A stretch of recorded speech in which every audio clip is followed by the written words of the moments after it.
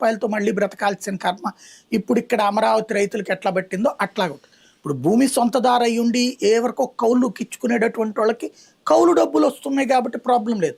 అలా కాకుండా భూమి మీదే ఆధారపడ్డటువంటి రైతు దాని మీద వచ్చేటటువంటి పంటలతో దాని మీద కూరగాయలు అమ్ముకుంటాడా, అరటి తోటలే పెట్టుకుంటాడా, పండ్లే పెట్టుకుంటాడు. ఎందుకంటే ఆ ఏరియా అంతా కూడా సమృద్ధిగా పంటలు పండేటటువంటి ప్రదేశం.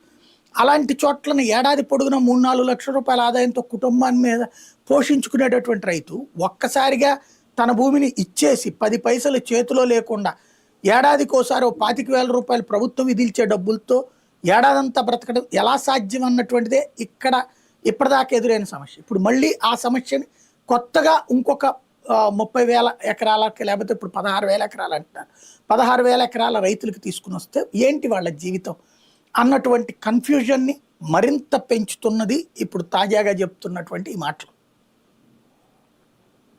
కానీ ఒకటి సార్, రైతుల్లో 2024 ముందు ఒక ఆందోళన ఉంది, అధికారం మారాలని కోరుకున్నారు అనేది. అంటే నేను చెప్పేది అమరావతి ప్రాంత రైతుల వరకు అనుకున్నట్టుగానే ప్రభుత్వం అయితే మారింది.